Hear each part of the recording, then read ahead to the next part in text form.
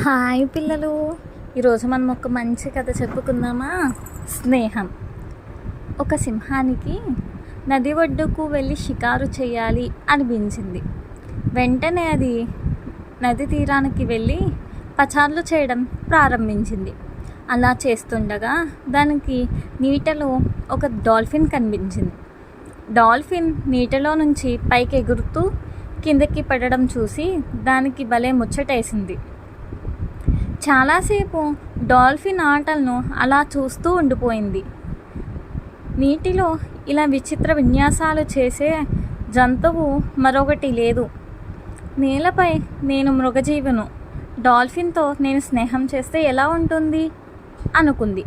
తన మనసులోని విషయాల్ని డాల్ఫిన్కు చెప్పింది. అది కూడా కాస్త ఆలోచించి సరే అన్నది. ఆ తర్వాత చాలాసేపు అవి కబుర్లు చెప్పుకున్నాయి. ఇంతలో సింహం పైకి ఓ అడవి దున్న వచ్చింది.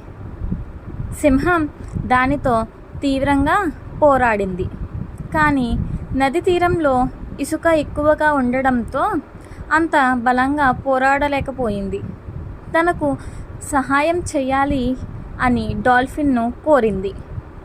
నేను నీటిలో అయితే ఏమైనా చేయగలను, నీళ్ళ మీదకు వస్తే నా శక్తి సరిపోదు అని చెప్పింది. అని చెప్పి చూస్తూ ఉండిపోయింది.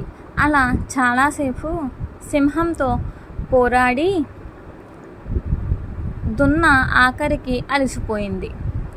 తన దారిన తాను వెళ్ళిపోయింది.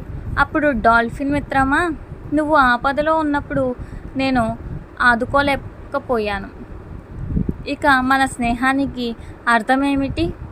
నేను నీకు మిత్రుడిగా ఉండడానికి తగను అని బాధపడింది. అప్పుడు సింహం, నువ్వు నేలపై పోరాడగలిగితే నన్ను అందుకునేవాడివి. ఒకవేళ నీవు నీటిలో ఏదైనా ఆపద సంభవిస్తే నేను కూడా సహాయం చేయలేను. ఎందుకంటే నేను నేలపైనే బలవంతుణ్ణి, నీటిలో కాదు. ఎలాంటి లాభాపేక్ష లేనిదే స్నేహం. కాబట్టి నువ్వు బాధపడవలసిన అవసరం లేదు. మనం ఇప్పటికీ స్నేహితులుగానే ఉందాం అని చెప్పి అక్కడి నుంచి వెళ్ళిపోయింది. Like and subscribe.